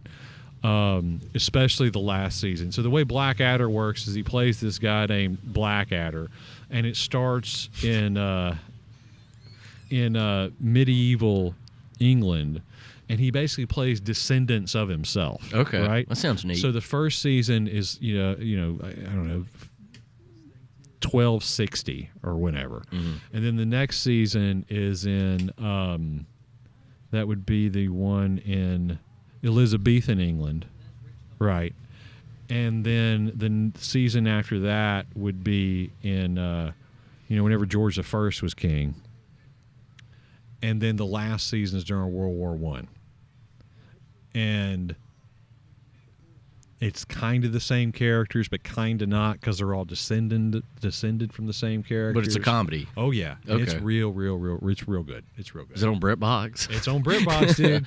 To watch it digitally. And that and this show called Father Ted. See, I don't know that one. Father Ted is a magical, beautiful experience, and you should check it out. Is it old or recent? I think Father Ted was produced in the late 80s, early 90s. Okay. See, I might give that a chance. It's about a priest who lives in a very small town in Ireland. And is it a sitcom? Yes, Like a British sitcom? A British sitcom, but it's pretty funny. Okay. It's pretty funny. I'll give it a watch. But definitely Blackadder. Now, how'd you get into watching those? Gosh, probably Monty Python, man. I mean, I Okay. used to, whatever John Cleese or Michael Palin told me to do, there was a point where I'd do it. Just like, I like this show. Ooh, let me go see what that is. Okay. But they're not in those shows. No. Okay. Hugh Laurie and Stephen Fry are in the later episodes of Blackadder. Okay. Like in the last two seasons. There's some funny guys. Yeah, when they were so like Hugh Laurie plays George I, and Stephen Fry plays good Lord, who beat Napoleon? You know when you get a piece of meat and it's wrapped in bread or it's wrapped in pastry, what's that called? Wellington? Yep, Duke of Wellington. Yeah. He plays the Duke of Wellington. Yeah. Okay. I'm not on fire today, buddy. Me neither. It's all that malaise. It's all that malaise. But I'll definitely check those out. Yeah, I tried to get my wife to watch some Monty Python recently. I tried to get my kids to watch some of it too. And They love it. that when my kids went over like a lead balloon. They didn't even. Did you try to do Holy Grail? No, I'm talking about Flying Circus. I think you got to pick and choose with those. I tried. The fish slapping dance never fails. I tried to. If you think fish slapping dance, it might be the first episode that the fish slapping dance is in. But the fish slapping dance got both mine rolling on the floor laughing. I kind of like the ones that are esoteric and bizarre, but they don't. Like one of my favorite episodes is a later episode. I don't even know what it's called, but it's the Michael Ellis episode. Is that after John Cleese left? Yeah. Okay. So it's where Eric Idle is going and goes to. It's supposed to be like Harrods, and he shows, and it's all this random crap that he goes to, and he buys an ant. Yeah.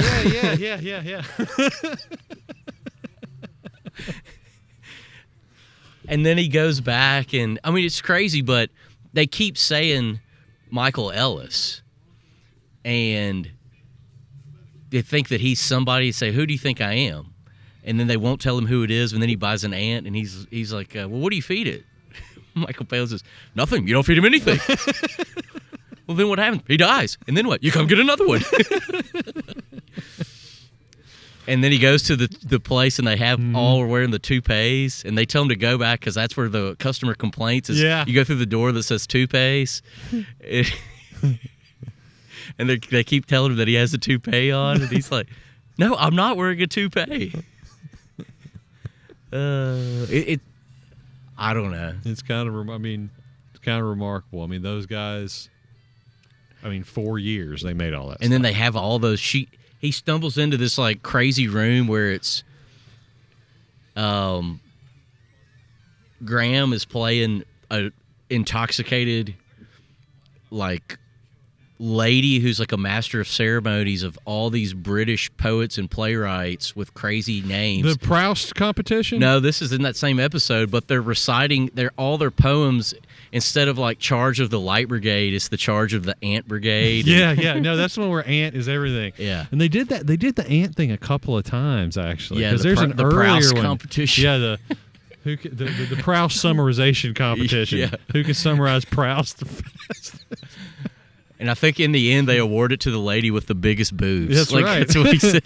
With the biggest tits. With biggest I think, tits, is the way yeah. they put it in Yeah. the show.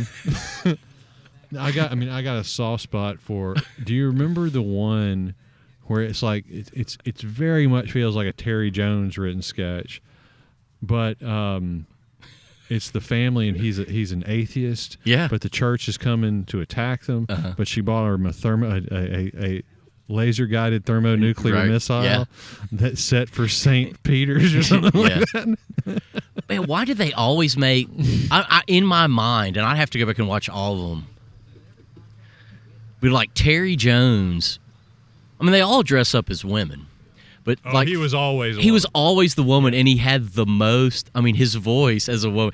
I don't even want to do it on the show. We got eggs, baby, sausage, spam, spam. It's the bloody tiger. Just had the most nails on a chalkboard woman voice. Yeah, they called them when they all did it together. They called them the Pepper Pot Ladies. Right. Yeah. He's dead. Yeah, Terry Jones passed away. He got Cleese is still alive. Cleese is still Eric alive. Idle's still alive. Cleese is out there pissing everybody off. About what? About comedy? About comedy, cancel culture, all that kind of stuff. Well, good for him. He's apparently. I don't think you could show any of those shows on TV now. Maybe a few of you those could show episodes. clips of them. Yeah. I don't know. I don't know. I think even at this point, the fact that men are dress up like women would probably be problematic today. Like even for comedic effect kind of stuff. Yeah. I don't know. Monty Python's brilliant. Everybody should have some encounter with it. You'll either love it or you'll hate it. I've never met anybody who said it was fine.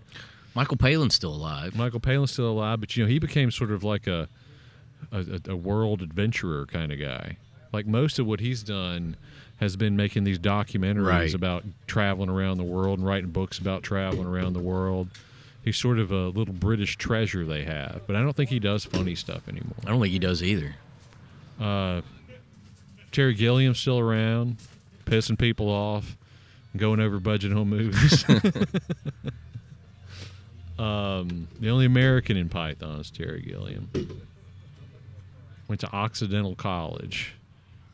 I don't know why I know that either. The only one of them who didn't go to Oxford or Cambridge is Terry Gilliam. Well, that would make sense. Yep. Yeah, and that's it. That's all of them. Graham. Well, Graham Chapman died. Graham Chapman died early. Graham Chapman died in the 80s. That sucked because Graham Chapman's probably the best actor, best like on camera out of all of them. Graham Chapman. He was the star of all the movies basically. He was King Arthur. He was Brian. Meaning of Life didn't really have a star, I suppose. But you can go back and watch even the goofy stuff, like where he wrestles himself. Like in this corner, Graham Chapman facing up, weighing 100. He was the best straight guy too. Yeah, he totally was. And when they needed the general to come in, right? He always stop. This is getting entirely too silly. Do you remember that? There's an episode where I'm trying to think of who is the host. I think it's Palin. And Cleese is playing a woman, and I can't remember what her name is, but she's supposed to give this. I can't remember what it's called, which is I can't remember what it says, but it's my theory on the Brontosaurus. And he's trying to get her. He's on TV, and it's on like this. It's like a daytime. It's Graham, and he's interviewing her, and he's trying to get her to John Cleese to say. Now, whatever Dave is, I can't remember, but you have a new theory about the Brontosaurus. And then Cleese is like, yes, my theory about the Brontosaurus is, he keeps coughing and just restating over and over again about the Brontosaurus. Yeah. Yeah, it's a great little cheat because, everybody's like, Python was brilliant because they didn't have punchlines. They just quit writing when it was funny and then gave it to Terry Gilliam to do some cartoon to go in between them. Or they just kind of went into the next sketch. That was what was so great about, to me, is that, like that.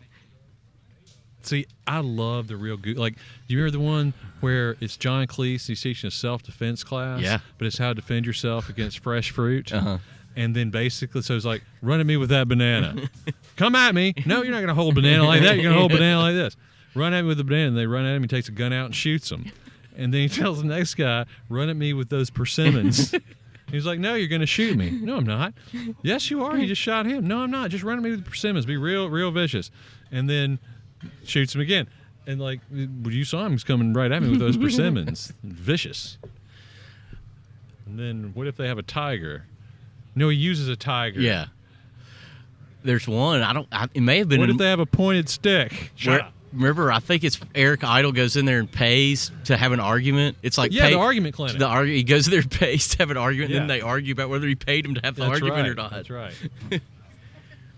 All right, you need to pay me. I just paid you. No, you didn't. Yes, I did. No, you didn't. Yes, you did. Wait a minute.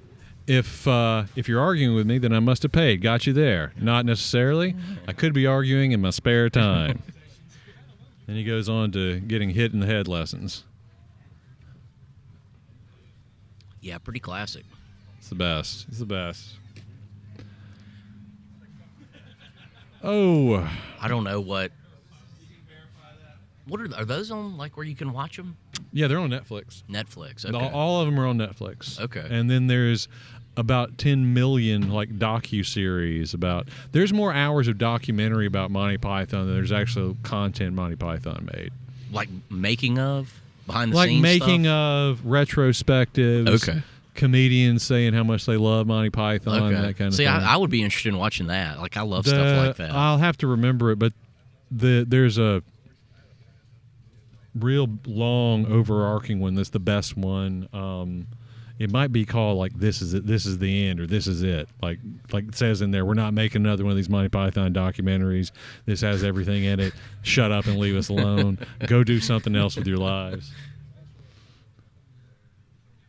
Well, look and see. It's good stuff. You should. I've read John Cleese's book is really good.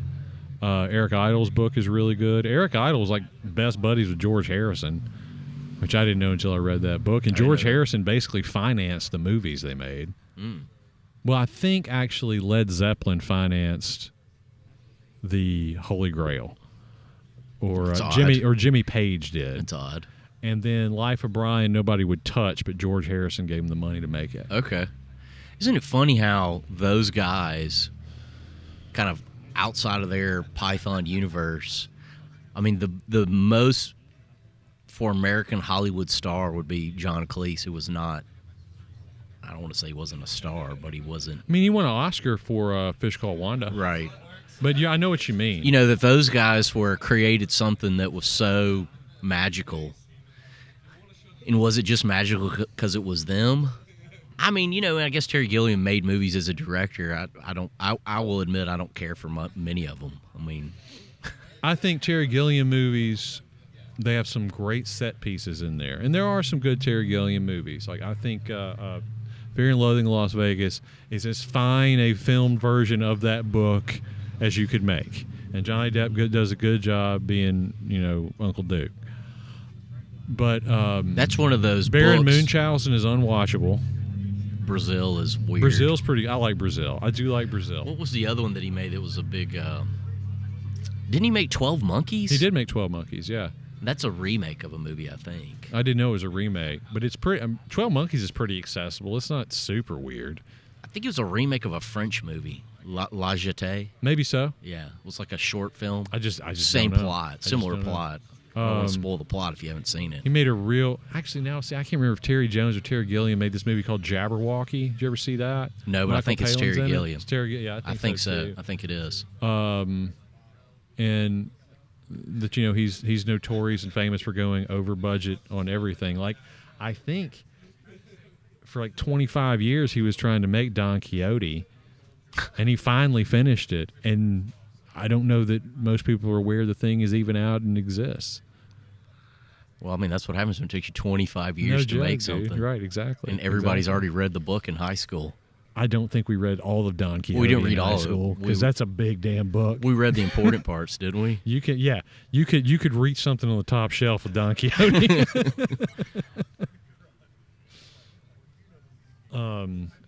But you know what I mean, that those guys didn't singularly or as a team go on to find like Hollywood success. Really, they did. Not in the way that we would think of it over here. I Right. think in their home country they're like gods. I think they all have yeah. "Sir" in front of their names.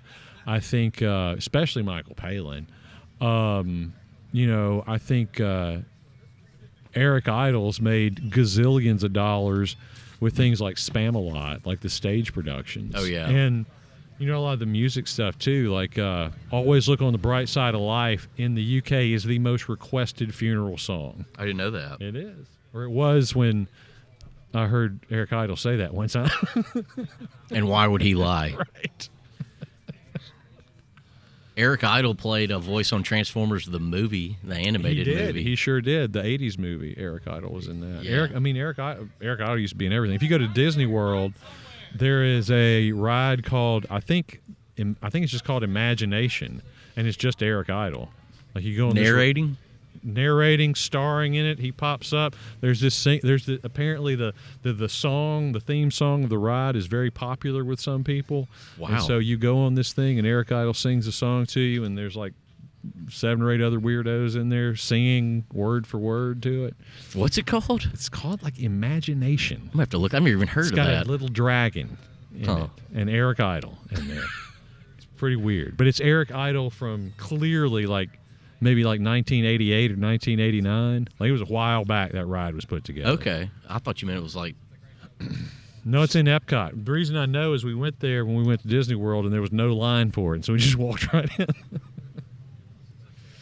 But like the Python guys, because Eric Idle's interesting because he's the only one of them that wasn't on a team. The rest of them were little teams. Like Terry Jones and Michael Palin were a team. Right. Graham Chapman and Cleese were a team. Terry Gilliam doesn't really count because he's not writing sketches. I mean, he does count as a Python guy, but his thing was so specific because he was Right. drawing cartoons. Yeah. He wasn't necessarily acting or writing sketches.